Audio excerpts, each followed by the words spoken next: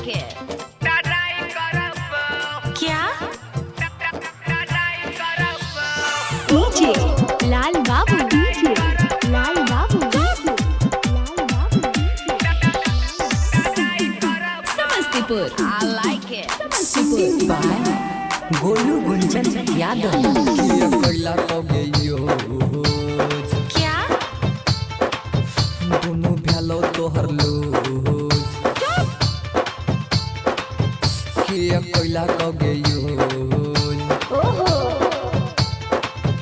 दोनों भैलो loose loose कैला तो गयो दोनों करो लूज लूज कैला तो गयो दोनों भैलो तोहर लूज बिना तेल के माछ फ्राई करबो शॉट में गे छौड़िया टराई करबो शॉट में गे छौड़िया टराई करबो जय मां लक्ष्मी रिकॉर्डिंग स्टूडियो महावीर चौक सिनेसर। क्या? क्या बोला?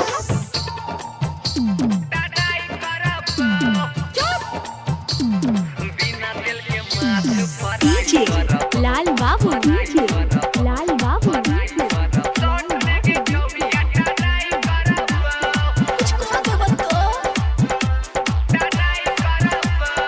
मिक्स बाय गोलू गुंजन समस्तीपुर।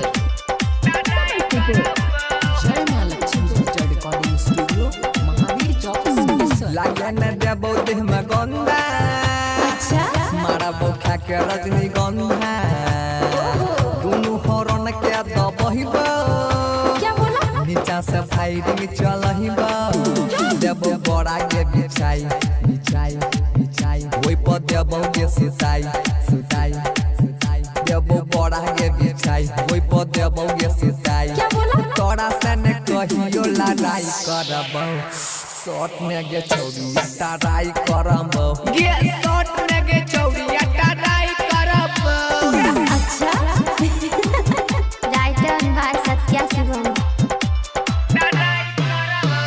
क्या?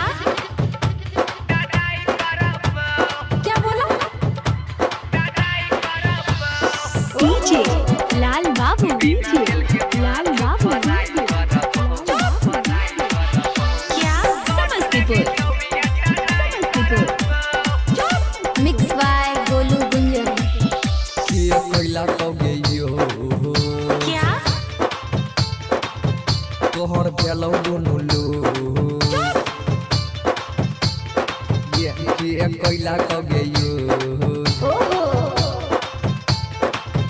दुनु करहु जगो के कैला तो गयो दुनु भेलौ तोहर रोज के कैला तो गयो दुनु करहु जगो बिना तेल के माछ फ्राई करबो शॉट में गे छौड़िया टराई करबो गे शॉट में गे छौड़िया टराई करबो अच्छा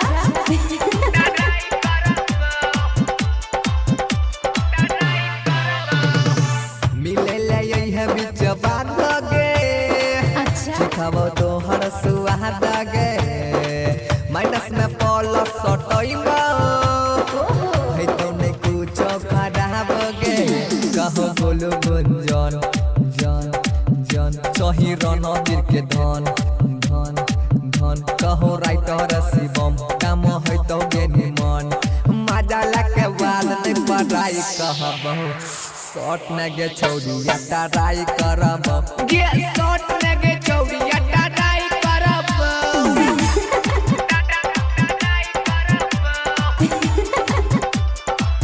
के कैला तो गे यूज दुनु भेलौ तोहर लूज के कैला तो गे यूज दुनु करहो गुजा गुज बिना तेल के माछ फ्राई करबो शॉट में गे छौड़िया टराई करबो गे शॉट